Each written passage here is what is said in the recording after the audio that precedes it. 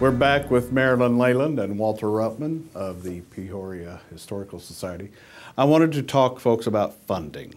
I know that the Society charges admission for many of its events. It has gift boutiques located in the two historical homes, the Flanagan House and the Pettin-Gilmoran House. But how else is the Society funded? I know you rely heavily on volunteers, isn't that correct? Yes, but as far as funding, our two main sources at this point in time are memberships, donations. The third category would be admissions, as you mentioned. And one of the things we had failed to mention earlier is our trolley tours that we run through the summer.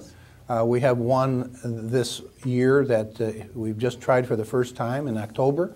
It's the Haunted Peoria Trolley Tour. It was sold out before the first trolley went on the street. Great. So that's revenue sources. And when I say at this point in time, we are really working at developing a website. We're branding it as the History Conservatory. And what we're doing is we're giving people an opportunity to see our vast collection of over 15,000 items and the stories and history behind those. And part of that is our books of information, postcards, pictures, images that are stored up at the Special Collections Library.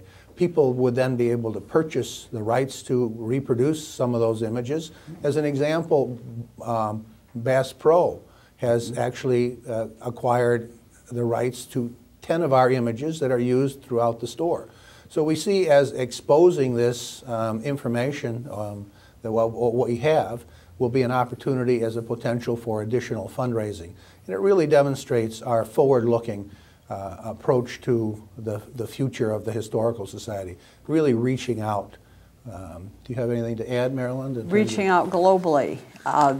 The pairing of the Peoria Historical Society with this history pin, which is a web-based then and now type of activity, people globally are putting up, say, Grandma's house, and then history pin is paired with Google, and you can see what's there now and how it's changed.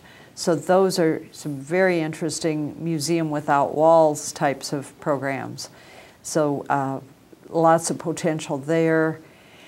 And we're always thrilled when organizations say, well, do you have a picture of? And we typically do. And then they credit Peoria Historical Society. Over the last several years, not this year, but we were very heavily involved with the Journal-Star in that Peoria Memories, and then Peoria Memories 2 and 3. It was 3 years in a row that those books were published that drew not only on our collection and the library collections and the Journal-Star archives, but private collections. And so with new technologies, you can scan it. They can bring in a picture off the wall, you can scan it, and then it's shared with the broader community. So it's exciting technology.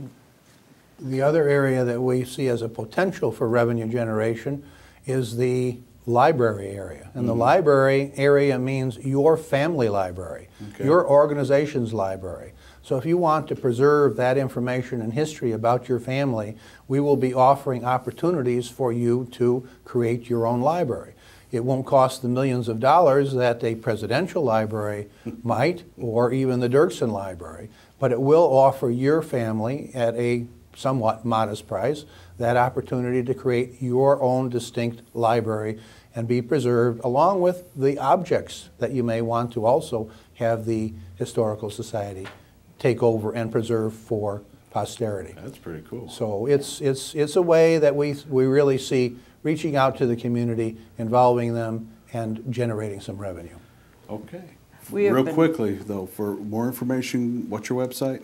www.peoriahistoricalsociety.org. O-R-G. We are out of time.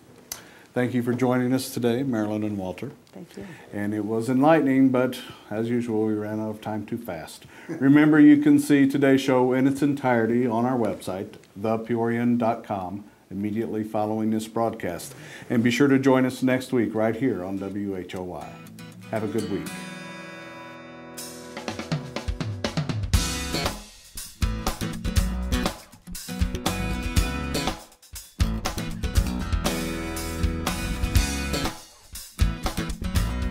you.